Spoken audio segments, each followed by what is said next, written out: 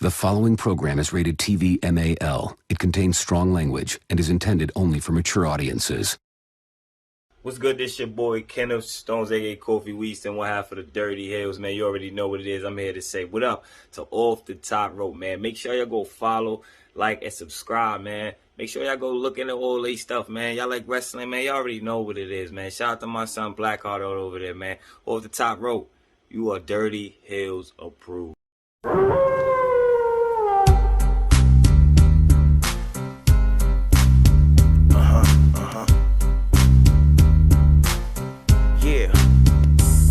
Off the ropes, be the podcast of mass destruction. Guess who's here for OGs of wrestling? Ain't no competition, we report, you gon' listen. Never no mercy, we bring the ring to the streets. If you don't know, you better find out. Off the ropes, here to prove a point, #1 in the league. Bet you don't wanna tussle with us, know where to hide or run. Step in the ring, you're done, you're never stepping out again. So you're back on the wolf pack. Off the ropes, representing that 617 area. So you're back on the wolf pack. No other podcast out here more scarier. Talk to your back on the wolf pack. Wrestling entertainment news reported by the Bears. So turn your back on the wolf pack. You might wind up in a body bag. Took your chances, now it's time to show you what's on.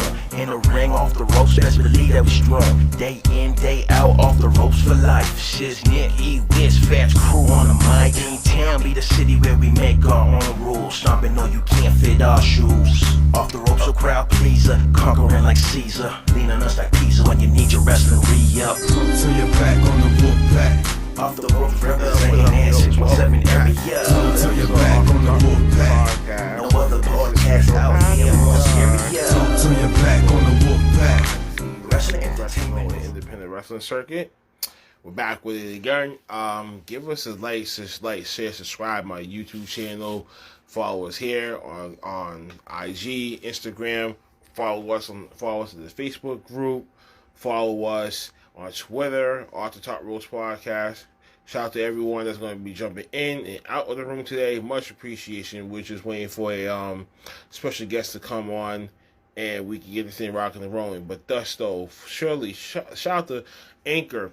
I guess the podcast platform that we need to make our podcast happen here for OTTR. Nonetheless, but, we taking it one day at a time. Power ups and power bombs. What's happening?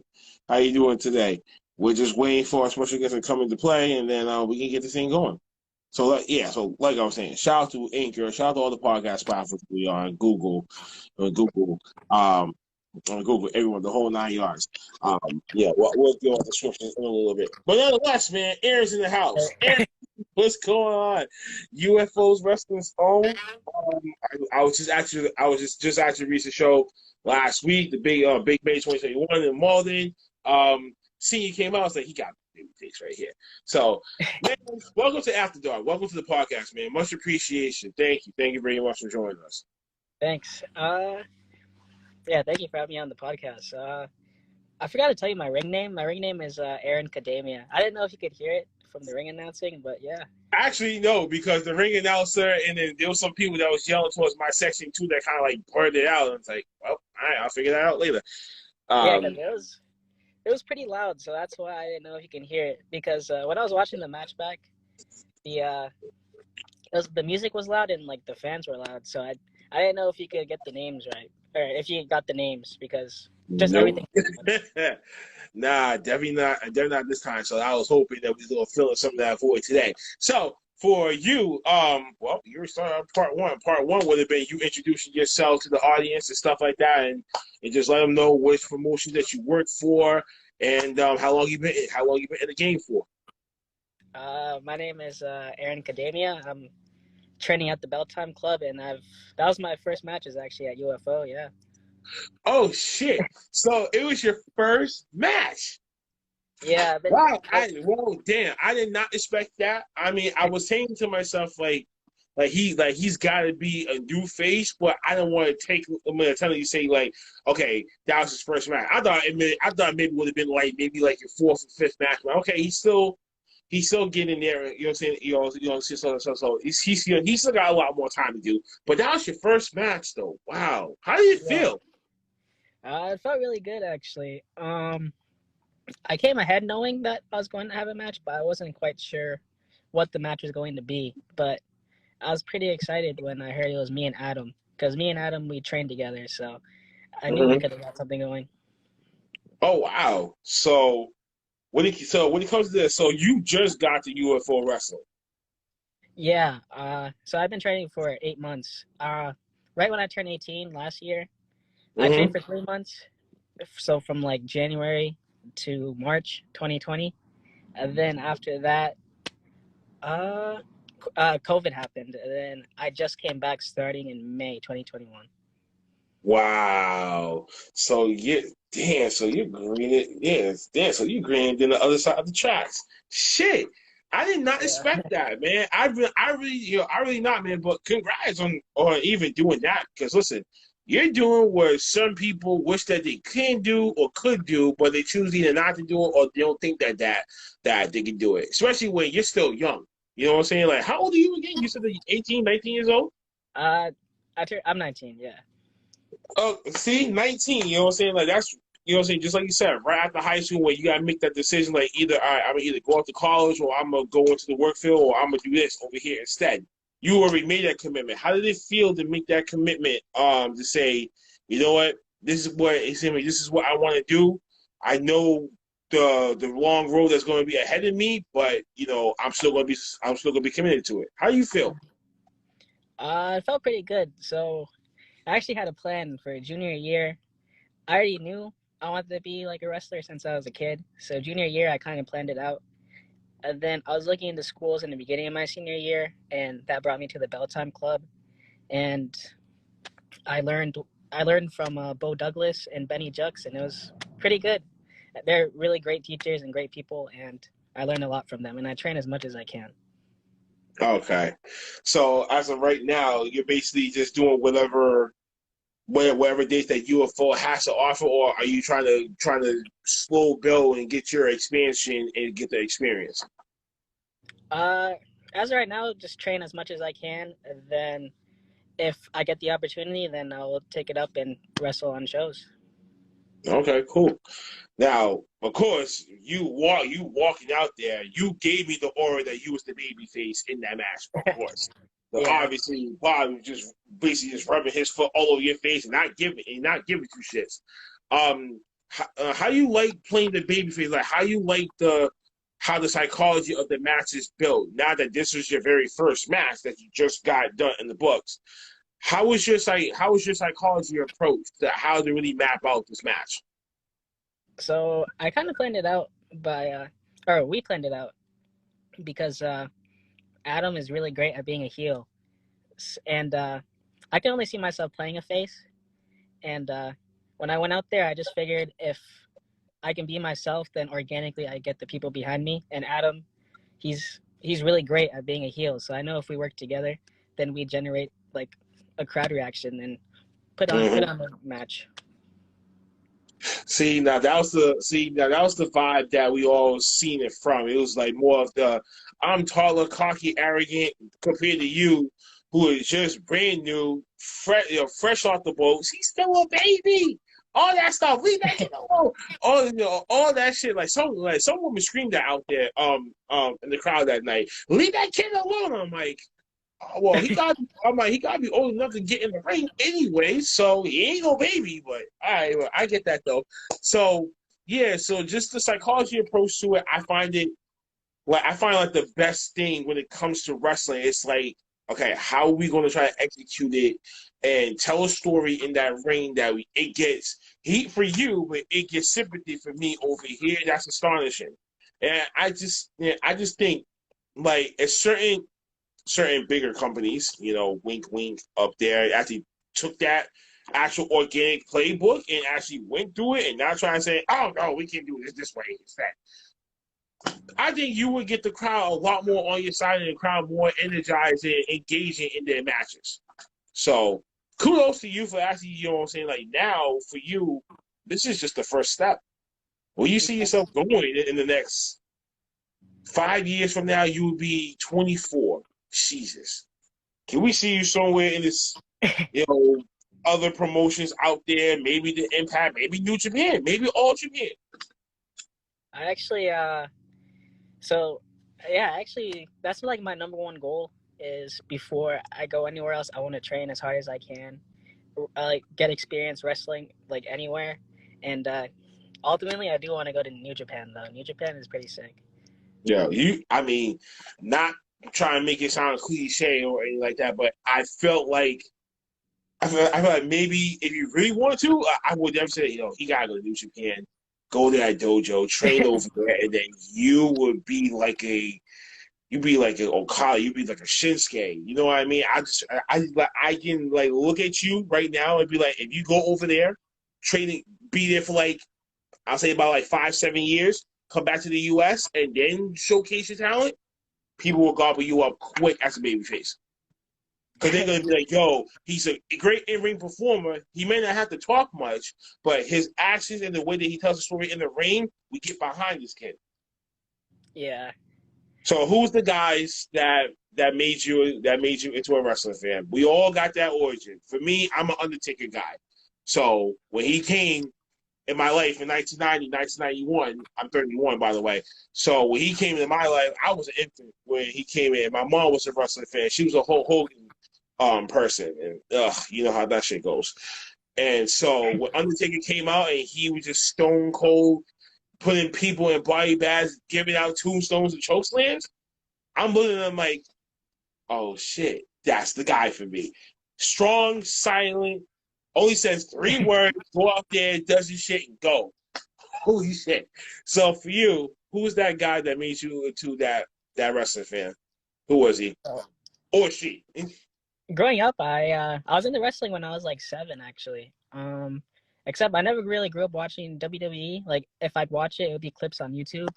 Mm-hmm. But I actually grew up watching TNA, so it was AJ Styles, and I grew up watching. I grew up watching a lot of Ring of Honor too, so I'd say it was AJ Styles and Bryan Danielson. Yeah, those two got me into it. Oh, you went to the origin for both. I respect it though. I mean, I didn't get to see AJ Styles to when I had like 12 or 13 seeing him in TNA. It was like around like that time, or maybe like, or I think it was '04. Cause I was in high school watching TNA. That's when I first started watching when I was in high school, like freshman in high school.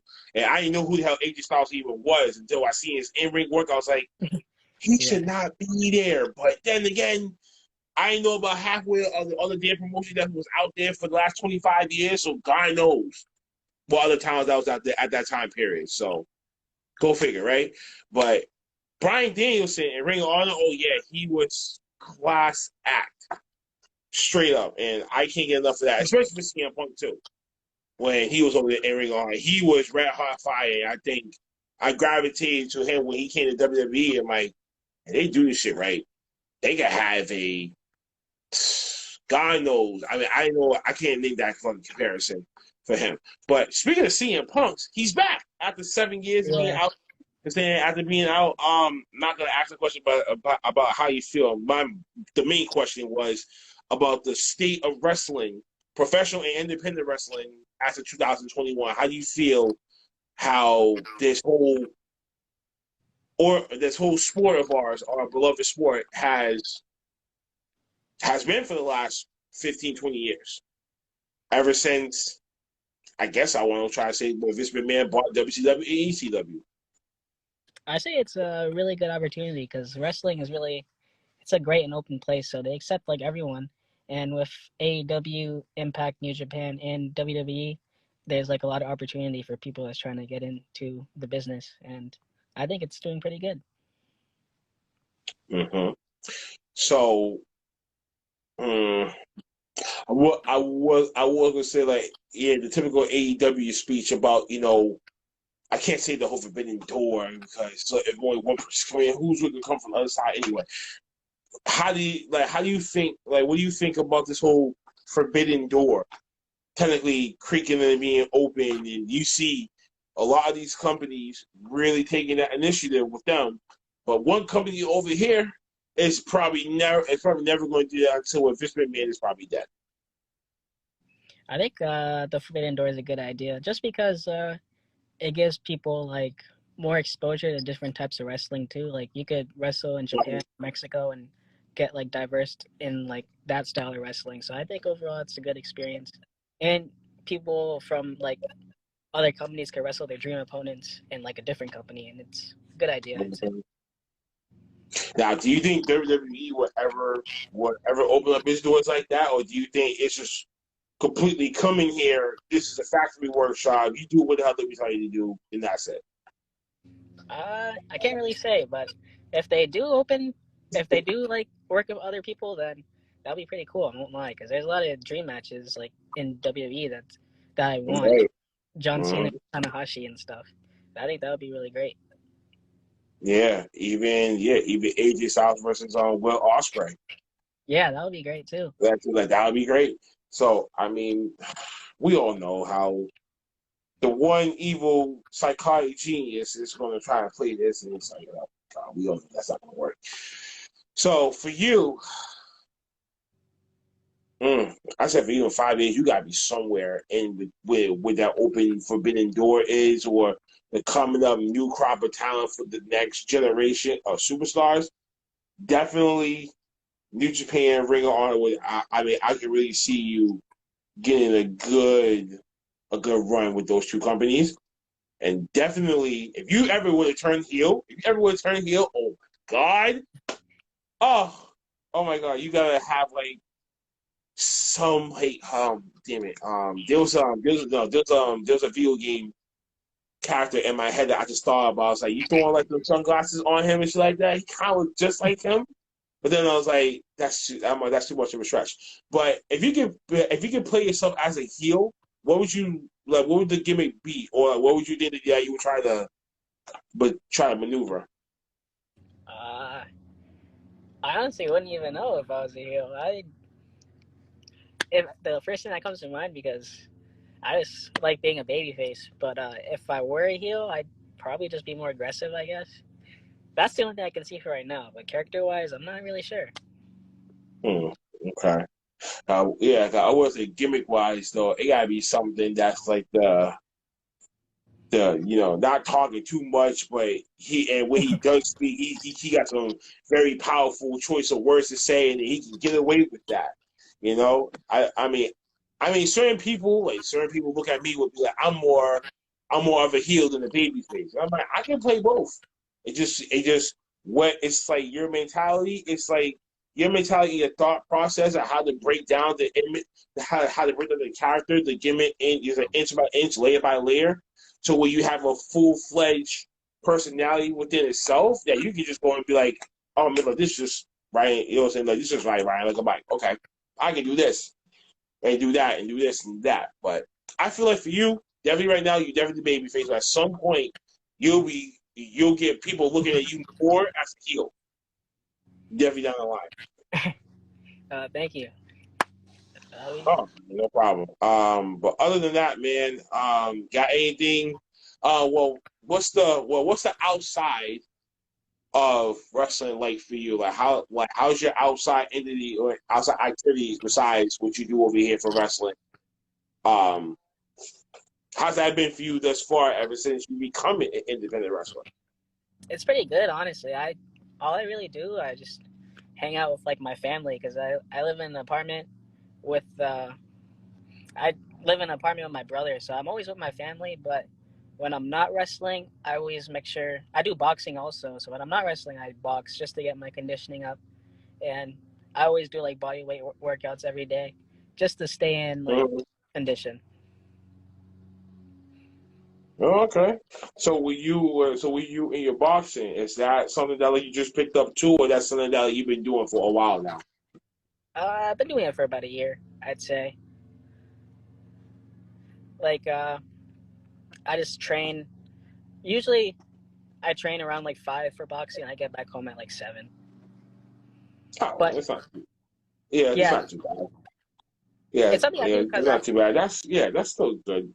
I mean, that's still good for you to do have outside activities. You know what I'm saying, to keep your mind split between wrestling here and your person like that. But certain wrestlers, man, it's like wrestling becomes their whole life. That's all that they know, and that's all that they live by. You know what I'm saying? It's good. It's always good to have you over here, but your gimmick and your character and you know what I'm saying, what you do completely over there. That's that. You know, so keep your personality separate.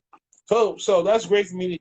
So that's great to hear that you're young and you're enthusiastic to know that already. That's great. So keep doing what you're doing.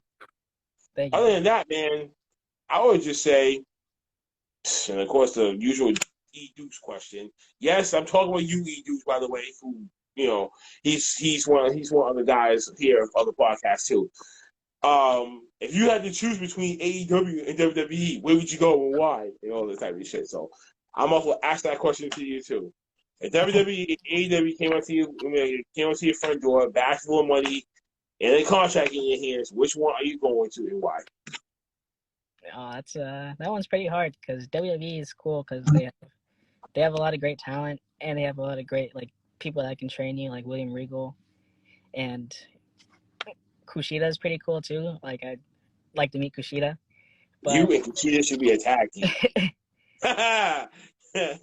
because he's one of my favorites, Kushida, just because I grew up watching him like on his rise. But probably AEW just because they have that New Japan thing working out, and Tanahashi is one of my favorite wrestlers. So like meeting Tanahashi would be pretty cool, and Dakota Ibushi too, because I'm a big fan of Ibushi and Tanahashi. So I'd probably AEW if I had to pick. Okay, that's good, bro. So Vince McMahon, if you ever hear that, oh god damn it, pal, he'll probably go ballistic and just be like, well, forget it, never mind. Anyway, so that's enough out of me, man. I don't want to take up too much of your time today. Whatever other stuff that you had to do, and so do I over here. Speaking of which, one of your other people. Speaking of which, check out one of your other people's too. When I produced this episode, he was on the last show at Big Bang. He was the opening match. Anyway, so you'll pretty much see who I'm talking about. His episode will be released at some point later on today or by tomorrow. Yours will probably be somewhere early or middle of next week. Anything else? All right. So, folks, I ain't trying to take up too much of your time because we also got a long ass show to do tonight. So, if you follow the podcast, please stay tuned for what we do the This Week in Wrestling episode tonight. With a jam-packed week of wrestling that we had all the way from Monday to last night. And I'm fucking exhausted. And now I gotta do some research for that. So nonetheless, folks, Aaron, this is where we give you the winner's circle. That's where you give the shout outs, where to find you, where to find any merchandise, social media handles, all that. Now that you got the floor, this is your winner's circle. I just want to say thank you for inviting me to the podcast. And thank you to the Bell Time Club, Bo, Benny, Adam, and Barnaby. Those are the people I train with. Thank you to everyone watching this as well. And to just find me, I guess. I actually made an Instagram for wrestling. It's Aaron Cademia. I just made it now. I made it yesterday, but yeah, if just to follow me, you can go on there. But besides that, thank you for having me on the podcast. Folks, you know how the fuck I do it. You know how I rock with it. Go follow us everywhere that we are on the podcast platforms and on YouTube. Hit that like, share, subscribe.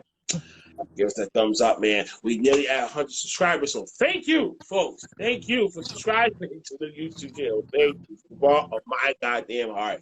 Thank you very much, man. As we keep growing, we're going to keep continuing to do what we love and do what we do. So Aaron Cardona, I appreciate you being here. For the rest of you at home, you should be hearing from us later on tonight or by tomorrow at our usual time, 6 p.m. We go on live on YouTube, nevertheless. Until then, folks, take care of yourself and each other. And more importantly, we bid y'all adieu. Thank you. Have a great day, man. All right, man.